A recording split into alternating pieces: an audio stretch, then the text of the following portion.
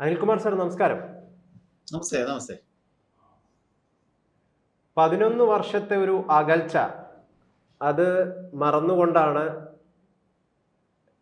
രമേശ് ചെന്നിത്തലയും NSSും വീണ്ടും അടുക്കുന്നത്. ജനുവരി 2-ാം തീയതി ഒരു മുഖ്യ പ്രഭാഷകനായിട്ട് മന്നം ജയന്തിയോടനുബന്ധിച്ച് അദ്ദേഹത്തെയാണ് ക്ഷണിച്ചിരിക്കുന്നത്. ഇതുമായി ബന്ധപ്പെട്ട് VD സതീശൻ നൽകിയൊരു പ്രതികരണം യഥാർത്ഥത്തിൽ ചരിത്രത്തിന് നിരക്കുന്നതാണോ എന്നൊരു ചോദ്യമാണ് ഇപ്പോൾ ഉയരുന്നത്. കാലാകാലങ്ങളായി പല ഹൈന്ദവ സംഘടനകളെയും RSS ഹൈജാക്ക് ചെയ്യാൻ ശ്രമിച്ചപ്പോൾ അതിനെ പ്രതിരോധിച്ച ഒരു പ്രസ്ഥാനമാണ് NSS എന്നാണ് VD സതീശൻ പ്രതികരിച്ചത്.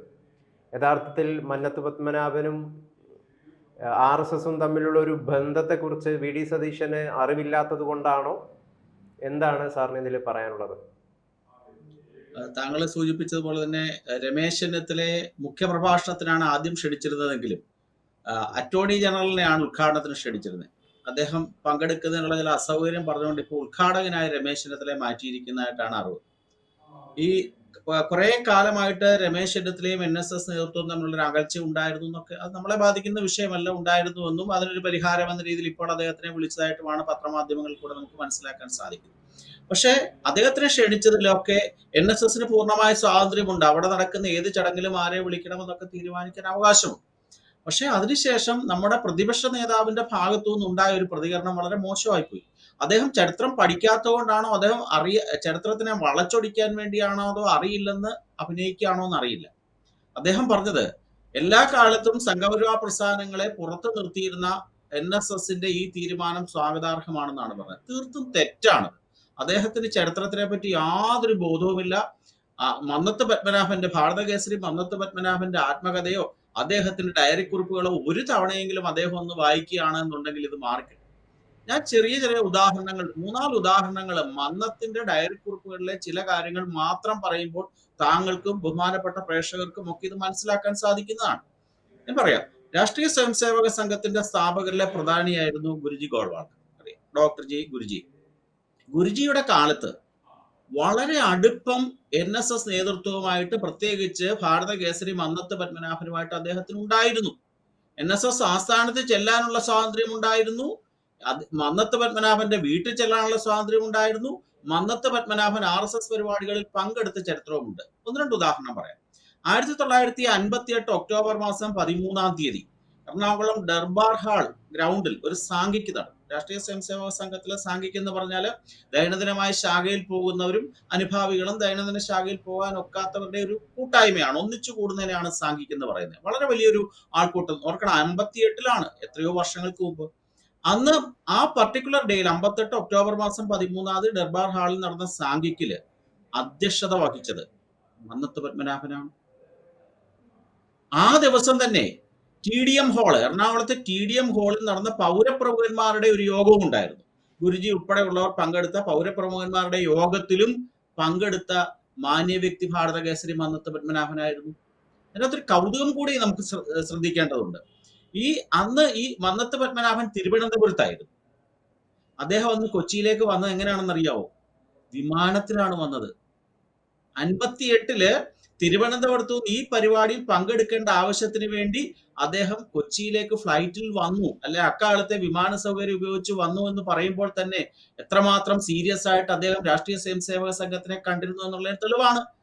ശ്രീ മന്നത്ത് പത്മനാഭന്റെ ഡയറി കുറിപ്പിലെ 945 പേജിനകത്ത് കൃത്യമായിട്ട് ഇത് വിവരിച്ചിട്ടുണ്ട് അദ്ദേഹം.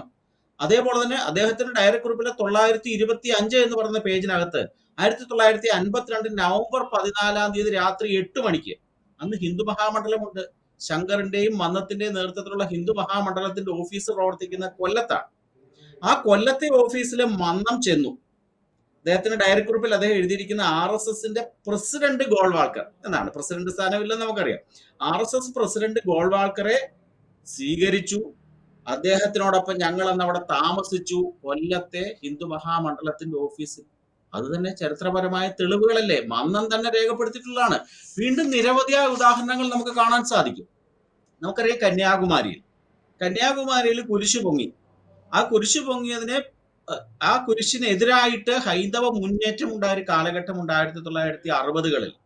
60കളില് അവിടെ വിവേകാനന്ദ ശിലാസ്മാരക സമിതി എന്ന് പറഞ്ഞൊരു സംവിധാനം ഏകനാഥ റാനഡയുടെ നേതൃത്വത്തിൽ, രാഷ്ട്രീയ സ്വയംസേവക സംഘത്തിന്റെ മുതിർന്ന പ്രചാരകന്മാരിൽ ഒരാളാണ്, അദ്ദേഹത്തിനെ അതിനുവേണ്ടി നിയോഗിച്ച ഗുരുജിയാണ്. ഗുരു നിയോഗിച്ച ഏകനാഥ റാനയുടെ നേതൃത്വത്തിലുള്ള ആ സമിതി, വിവേകാനന്ദ ശിലാ സ്മാരക സമിതിയുടെ അധ്യക്ഷനാരായിരുന്നു? ശ്രീ മന്നത്ത് പത്മനാഭനായിരുന്നു.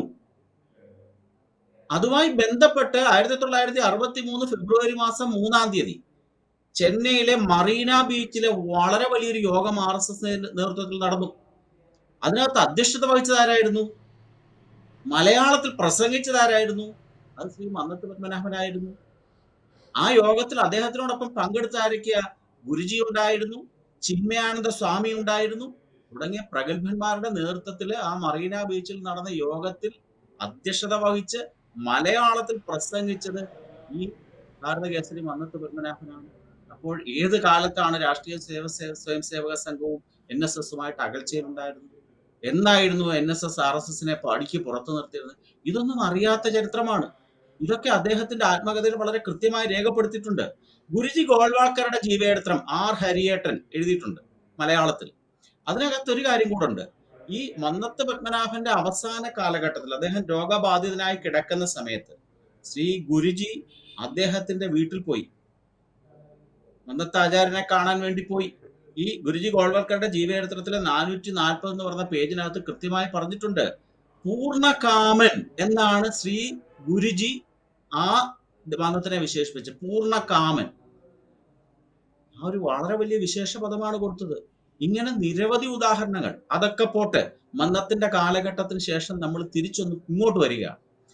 NSSന്റെ അധ്യക്ഷ പദവി വളരെ ദീർഘനാൾ വഹിച്ചിരുന്ന വ്യക്തിയായിരുന്നു കോട്ടയം സ്വദേശിയായ അഡ്വക്കേറ്റ് ഗോവിന്ദമേനോൻ. NSS പ്രസിഡന്റ് ആയിരുന്നു അദ്ദേഹം. അദ്ദേഹത്തിന് വളരെ വർഷങ്ങളോളം കേരളത്തിലെ രാഷ്ട്രീയ സ്വയംസേവക സംഘത്തിന്റെ പ്രാന്ത സംഘചാലകനായിരുന്നു അഡ്വക്കേറ്റ് ഗോവിന്ദമേനോൻ സാർ. ഇതൊക്കെ ചരിത്രമാണ്. ഈ ഗുരുജി കോട്ടയത്ത് വരുമ്പോഴൊക്കെ തന്നെ ഈ അഡ്വക്കേറ്റ് ഗോവിന്ദമേനോന്റെ വീട്ടിലായിരുന്നു താമസിക്കുന്നത്. അങ്ങനെ NSSുമായിട്ട് വളരെ അടുപ്പമുണ്ടായിരുന്ന ഒരു പ്രസ്ഥാനം തന്നെയാണ് രാഷ്ട്രീയ സ്വയംസേവക സംഘം. കേരളത്തിലെ സാമൂഹ്യ മുന്നേറ്റത്തിന് തുടക്കം കുറിച്ച മന്നത്ത് പത്മനാഭനും NSSും എപ്രകാരമുള്ള പ്രവർത്തനങ്ങളാണോ ചെയ്തിട്ടുള്ളത്, അതിനേക്കാൾ ഉപരിയായിട്ടുള്ള പ്രവർത്തനം ഭാരതത്തിലെമ്പാടും രാഷ്ട്രീയ സ്വയംസേവക സംഘം നടപ്പാക്കിയിട്ടുണ്ട്, ചെയ്തുകൊണ്ടേയിരിക്കുകയാണ്. അപ്പോൾ ഇതൊന്നും മനസ്സിലാക്കാതെയാണ് ശ്രീ VD സതീശൻ രാഷ്ട്രീയ മുതലെടുപ്പിന് വേണ്ടി, ന്യൂനപക്ഷങ്ങളെ സുഖിപ്പിക്കാൻ വേണ്ടി, അല്ലെ മറ്റെന്തൊക്കെയോ രാഷ്ട്രീയ ലക്ഷ്യം കണ്ടുകൊണ്ട് RSSനെയും NSSനെയും ചരിത്രത്തിൽ നിന്ന് മാറ്റാനുള്ള ശ്രമം നടത്തി. ഇതേ VD സതീശൻ തന്നെ 2006 ഗുരുജി ഗോൾവാർക്കറിന്റെ ജന്മശതാബ്ദിയോടനുബന്ധിച്ച് ഒരു പരിപാടിയിൽ പങ്കെടുക്കുകയും അതിന്റെ ഉദ്ഘാടകനായി എത്തുകയും അദ്ദേഹത്തിന്റെ ഫോട്ടോയ്ക്ക് മുമ്പിൽ നിലവിളിക്ക് തെളിക്കുന്ന ചിത്രങ്ങളൊക്കെ RV ബാബുവിനെ പോലുള്ള ഹിന്ദു ഐക്യവേദിയുടെ നേതാക്കൾ പുറത്തുവിട്ടതാണ്. അത് വലിയ വിവാദമൊക്കെ സൃഷ്ടിച്ചതാണ്. അപ്പൊ മാറി വരുന്ന രാഷ്ട്രീയ കാലഘട്ടത്തിൽ, പ്രത്യേകിച്ചും ഈ ഇസ്ലാമിക രാഷ്ട്രീയ കാലഘട്ടത്തിൽ അതിനെ പിന്തുണയ്ക്കുക എന്ന ലക്ഷ്യത്തോടു കൂടി തന്നെയാവും VD സതീശന്റെ ഇത്തരം രീതിയിലുള്ള ചരിത്രം മറന്നുകൊണ്ടുള്ള പ്രസ്താവനകളൊക്കെ വരുന്നത്. നമുക്കറിയാം, ഇന്നത്തെ ഒരു സാഹചര്യത്തിൽ ലീഗ് മാത്രമല്ല, ജമാഅത്തെ ഇസ്ലാമിയും അതോടൊപ്പം തന്നെ SDPIയും UDFയുടെ ഒരു പ്രധാന വോട്ട് ബാങ്ക് തന്നെയാണ്. മുരളീധരൻ തന്നെ കഴിഞ്ഞ ദിവസം അക്കാര്യങ്ങളൊക്കെ വ്യക്തമാക്കിയതാണ്. അപ്പം അത് തന്നെയാണ് സാറ് പറഞ്ഞത് തന്നെയാവും അതിന്റെ ഒരു സത്യാവസ്ഥ. ചരിത്രം മറക്കുന്നത് ഇസ്ലാമിക രാഷ്ട്രീയത്തെ പിന്തുണയ്ക്കാൻ വേണ്ടിയിട്ടായിരിക്കും. അതെ അതെ, വോട്ട് ബാങ്ക് രാഷ്ട്രീയമാണ്. VD സതീശൻ എങ്ങനെങ്കിലും കേരളത്തിന്റെ മുഖ്യമന്ത്രി ആകണം, അതിനുവേണ്ടി ആരെ വേണമെങ്കിലും കൂട്ടുപിടിക്കുന്നു. അതാണല്ലോ കഴിഞ്ഞ ദിവസം CP ജോണിന്റെ പ്രസ്താവന വന്നു, വളരെ വ്യക്തമാണ്. ജമാഅത്തെ ഇസ്ലാമിയുടെയും, നമുക്ക് തന്നെ അറിയാം, കേരളത്തിലെ എത്രയോ തദ്ദേശ സ്വയംഭരണ സ്ഥാപനങ്ങളിലാണ് SDPIയുടെ പിന്തുണയോടുകൂടി കോൺഗ്രസ് ഭരിക്കുന്നത്. അവർക്കൊന്നുമില്ലാത്ത അയിത്തം എന്തൊക്കെയോ രാഷ്ട്രീയ സ്വയംസേവക സംഘത്തിന് ഉണ്ട് എന്ന് പറഞ്ഞു വരുത്തുകയാണെങ്കിൽ, തെറ്റായി വ്യാഖ്യാനിക്കുകയാണെങ്കിൽ, അതൊക്കെ ആ വിഭാഗത്തിന്റെ വോട്ട് സംഘടിതമായി തങ്ങൾക്ക് ലഭിക്കാൻ ഇടയാകുമെന്നുള്ള ഒരു തെറ്റായ ധാരണ. ബാലഗോകുലത്തിന്റെ പരിപാടിയും താങ്കൾ സൂചിപ്പിച്ച പരിപാടിയിലും ഒക്കെ പങ്കെടുത്തിട്ടുള്ള വ്യക്തിയാണ് ശ്രീ VD സതീശൻ. അത് മറന്നിട്ട് ആ അയിത്തത്തിന്, അദ്ദേഹത്തിന് തന്നെ സ്വയം അയിത്തം ഉണ്ടല്ലോ, അപ്രകാരമാണെങ്കിൽ സ്വയം അയിത്തം അദ്ദേഹത്തിന് തന്നെ ഉണ്ട്.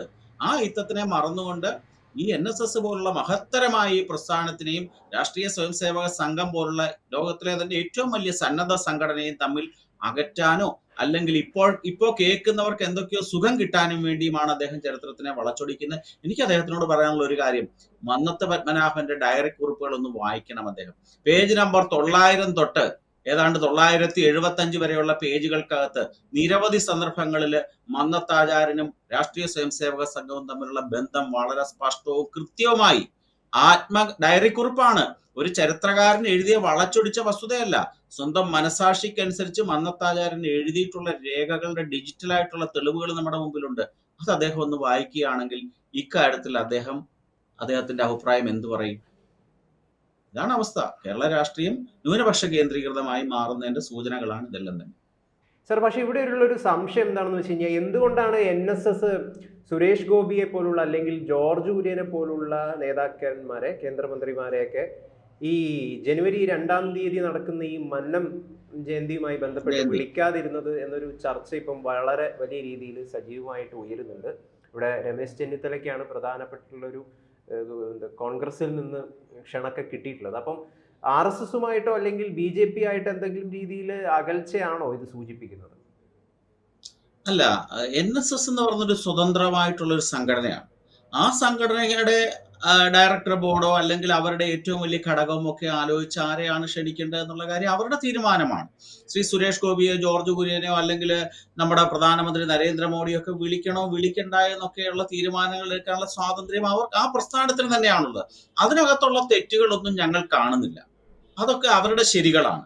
അവരെ കാലഘട്ടം ആവശ്യപ്പെടുന്ന രീതിയിൽ എന്താണോ ഉദ്ദേശിക്കുന്നത് അവരതനുസരിച്ച് ചെയ്തോളട്ടെ. അതിനൊന്നും ഞങ്ങൾക്കോ സംഘപരിവാർ പ്രസ്ഥാനങ്ങൾക്കോ ഒന്നും യാതൊരു എതിർപ്പുമില്ല. NSSന്റെ പ്രവർത്തനം വളരെ വ്യക്തമാണ്. അവരുടെ ആ ലക്ഷ്യത്തിന് വേണ്ടി ആരെയാണ് വിളിക്കുന്നത് അവർ തീരുമാനിക്കാം. അതിന് യാതൊരു എതിർപ്പുമില്ല. ഓക്കെ, ചർച്ചയിൽ പങ്കെടുത്തതിന് വളരെയധികം നന്ദി സർ. സന്തോഷം.